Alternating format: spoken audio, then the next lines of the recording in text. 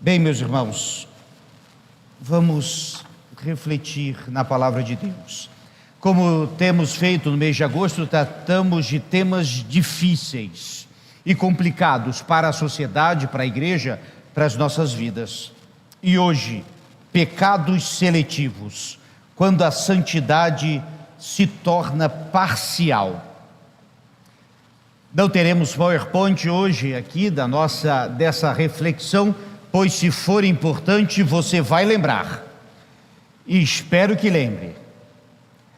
Esta reflexão não é dirigida a uma pessoa, mas a todos nós, e longe de incitar um legalismo religioso, que também é pecado, devemos nos humilhar diante de Deus e saber que todos nós somos pecadores diante do Pai.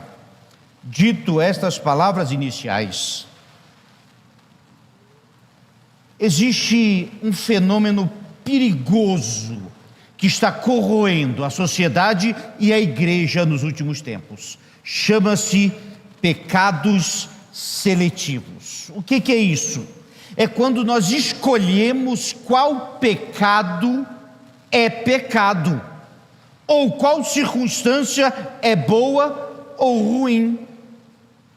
Chamamos de pecado grave aquilo que os outros cometem e de pecadinho o que eu faço. Ou ainda damos outros nomes. Aplicamos padrões diferentes a pessoas diferentes e tantas outras coisas. Jesus Cristo foi muito duro em confrontar a hipocrisia da sua época, onde haviam religiosos. E em Mateus 23, eu convido você a abrir a sua Bíblia. Em Mateus 23, versos 23 e 24. Mateus 23, versos 23 e 24.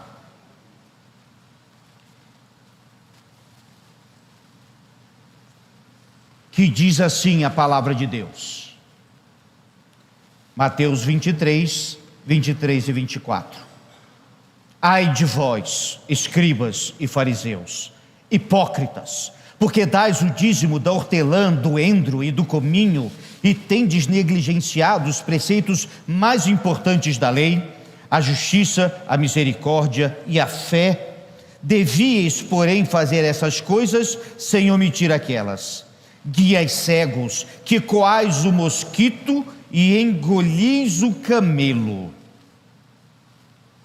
Guias cegos, que coais o mosquito e engolis o camelo. O que Jesus falava a respeito disso eram daqueles homens que se mostravam tão religiosos, mas por dentro, meus irmãos, eles esqueceram o principal. Eles discutiam coisas que pareciam profundas, mas que não tinham sentido, sem amor, sem misericórdia, sem fé. Jesus Cristo vai confrontá-los várias e várias vezes. A consequência desse pecado seletivo é uma espiritualidade muito superficial, rasa, sem sentido, e que deve nos preocupar para nós mesmos. Hoje queremos fazer um convite e um chamado ao arrependimento a todos nós, para que possamos nos santificarmos e vivermos bem. Diante disso, três partes: a escolha dos pecados, a escolha dos pecadores e a escolha de Deus. Comecemos com a escolha dos pecados, baseado nesse texto de Mateus 23. Ou todos os pecados são graves diante de Deus, ou nenhum deles é. Que fique bem certo isso: pecado é tudo que ofende a santidade e a vontade de Deus. Muito mais do que matar, roubar ou coisa assim. Pecado é o que desvia de todo o propósito do Senhor. Romanos é claro: todos pecaram e destituídos estão da glória de Deus. Também que o salário do pecado é a morte. Há muitas e claras advertências bíblicas sobre o pecado e suas consequências, mas precisamos, meus irmãos, voltar a chamar pecado de pecado, Hoje há tantos dedos, tantos temores, tantas coisas que precisam ficar escondidas, mas diante de Deus, meus irmãos, não.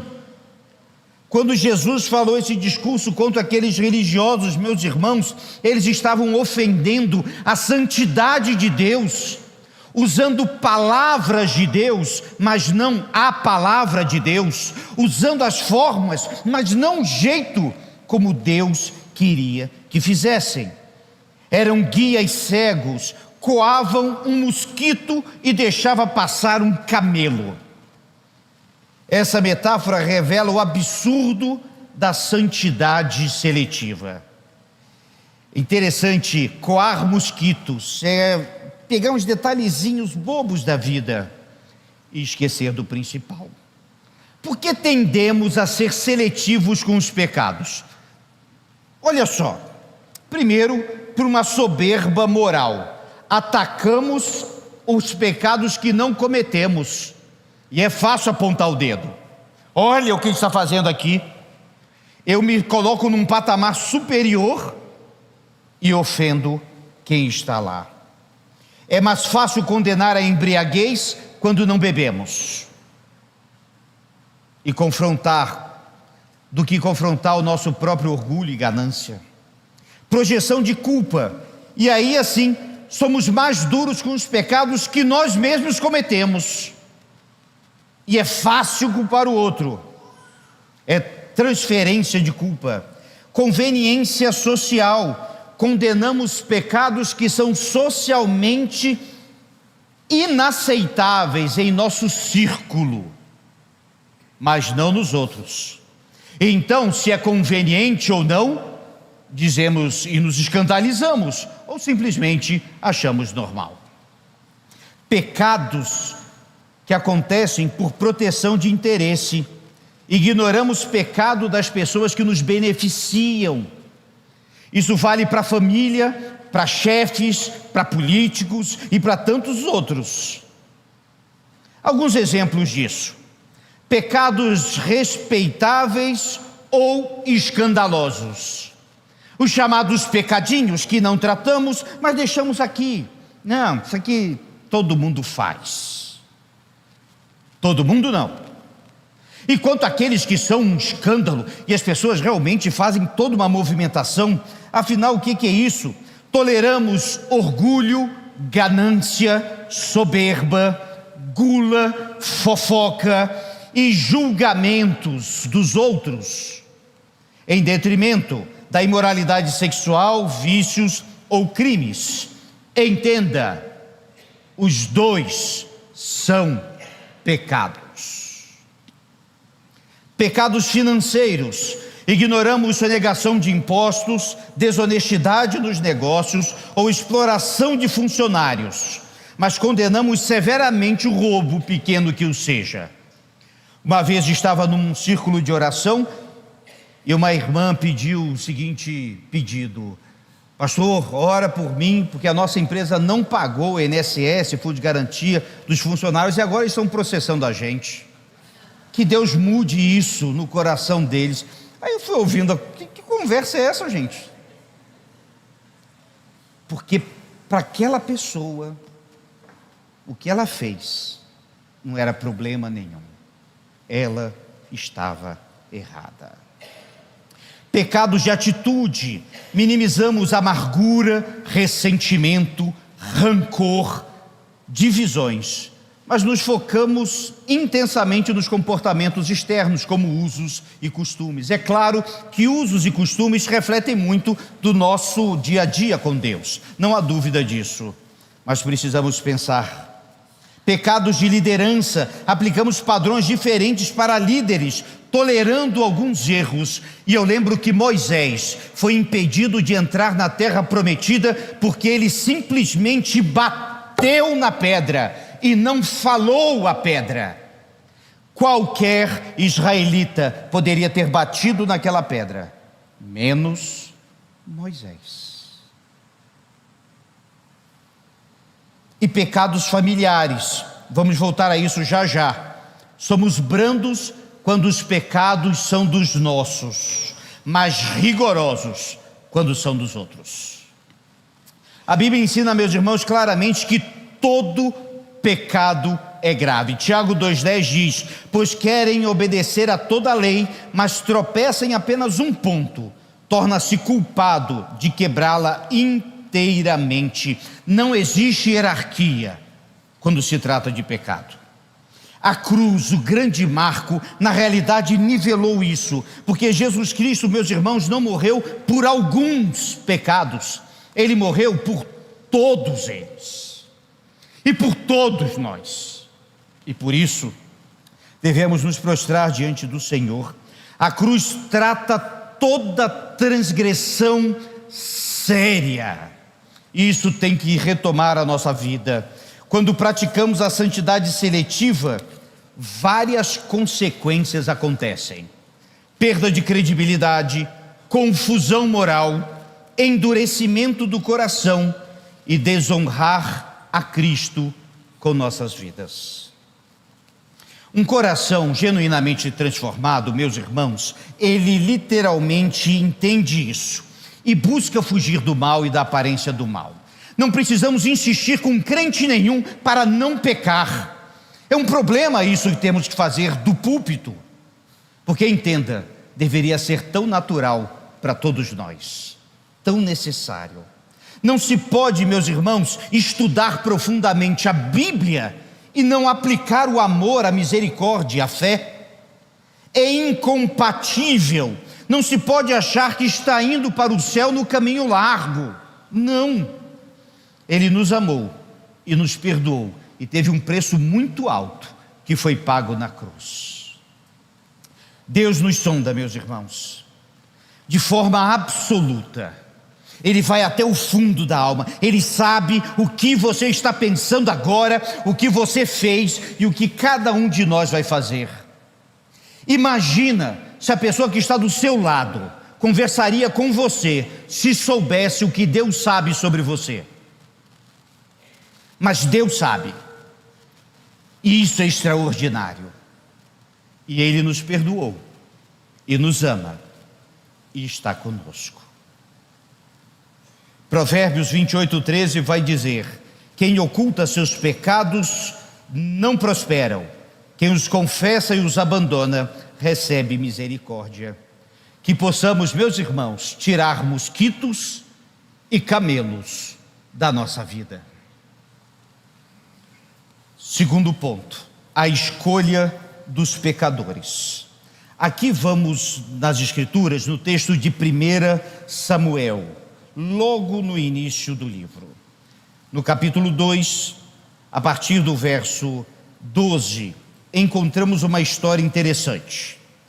Um homem bom, íntegro, honesto, sumo sacerdote, seu nome Eli. Seus filhos, Rofini e Finéias, não prestavam em todos os níveis. Eles usavam da religião para prejudicar, eles tinham problemas sexuais, eles tinham problemas morais, eles roubavam, eles maltratavam e espalhavam toda sorte de discórdia. A descrição deles é a partir do verso 12: os filhos de Eli eram homens perversos que não tinham nenhuma consideração pelo Senhor, nem por seus deveres de sacerdotes. Era um problema. E a situação piora, porque Eli já estava idoso. É interessante que Eli sabia o que os meninos estavam fazendo. Deu a impressão, na realidade, que ele chamou os dois, chegou assim: ah, meu filho, não faz isso não. Vem cá, não. Oh, tadinhos. A acusação central está em 1 Samuel 2:29. Um homem de Deus foi a Eli e disse: porque pisais aos pés os meus sacrifícios e as minhas ofertas e manjares, que ordenei que se fizessem na minha habitação, e porque honras a teus filhos mais do que a mim, para vos engordares da principal de todas as ofertas do meu povo Israel. Aqui revela o problema. Eli amava mais os seus filhos do que a Deus. E ele escolheu deliberadamente, meus irmãos, suportar toda aquela atrocidade e fazer uma seleção do que era grave e do que não. É o que na nossa sociedade nós chamamos de vergonha e honra. E para não envergonhar a família, nós encobrimos, escondemos, afastamos e não tratamos, e transformamos isso, meus irmãos, num problema que no caso de Eli afetou a família dele, afetou os seus filhos, a sua descendência, o sumo sacerdócio e o povo de Israel. Pecados seletivos, quando nós escolhemos os pecadores. É isso que aconteceu. É o perigo do favoritismo familiar. Entenda, vamos sempre amar nossos filhos, nossos parentes, mas é preciso entender que o amor familiar não está acima da palavra de Deus. É importante uma disciplina efetiva. Repreensões são necessárias e assim a disciplina é necessária. Meus irmãos, é preciso resolver. A prioridade do temor de Deus deve estar presente. Se quer criar um filhinho de papai e um filhinho de mamãe, como é dito por aí, não é só dar o que ele quer, mas é considerar o que ele faz, tudo certo, tudo bom, tudo perfeito, e você está criando monstros dentro de casa. Eli fez isso. Meus irmãos, esse texto foi escrito há mais de 3.000 anos. Sabe o que significa? Que nós precisamos compreender a palavra de Deus para viver bem na presença do Senhor. Esse exemplo mostra claramente a diferença entre amor verdadeiro e permissividade destrutiva, que destrói. Que Deus tenha misericórdia de nós. A resposta, meus irmãos, a isso tudo é onde está o nosso coração. Onde está a nossa vida diante do Senhor? E isso é tão importante para entendermos e chamarmos pecado de pecado. Mas tem a escolha de Deus. E aqui não é só um texto que nos inspira, toda a Bíblia nos inspira isso. A santidade divina é o padrão absoluto e inegociável. Não podemos barganhar pecados com Deus. Pequenas trocas. Senhor, eu gosto tanto desse pecado, eu quero fazê-lo mais do que esse outro. Deus não aceita isso. A santidade de Deus não admite negociações. Não é opção para o cristão ficar negociando com Deus. A santidade de Deus é a medida, meus irmãos, pela qual tudo que nós fazemos deve ser medido. Tudo, meus irmãos, deve ser medido. Deus chama o seu povo a um padrão de santidade que é absoluto. Sede santos como eu sou santo, diz o Senhor. Abrangente em todas as áreas da vida. Não dá para ser só santo aqui na igreja não, meus irmãos. Temos que ser santo nos nossos negócios, nos nossos relacionamentos, com a nossa vizinhança, em todo lugar. Devemos ser imparciais. Aplica-se igualmente a todas as pessoas. Todas as pessoas. Devemos ser consistentes, não mudar com as circunstâncias ou com a moda. Ser transformador, não apenas de externa, mas de todo o nosso coração. Deus é santo hoje, ontem e o será eternamente. E cabe a nós seguirmos isso. O primeiro sermão de Jesus foi: arrependei-vos. Ele não tratou de coisas profundas e relevantes de outros aspectos da vida. Ele foi a todas as vidas que ali estavam e repetiu esta mesma expressão: arrependei-vos. E hoje, quando estamos para participar da ceia, meus irmãos, essa mensagem de Jesus continua a falar: arrependei-vos. E é isso que vamos fazer. Vamos ouvir a mensagem musical, já nos preparando para celebrar a ceia. Que ela nos sirva de inspiração neste tempo de oração e pedir perdão. Eu quero convidar a todos nós, nesta manhã, a experimentarmos um verdadeiro arrependimento diante desse Deus tão santo, que enviou Jesus para morrer na cruz por nossos pecados e para nos dar salvação.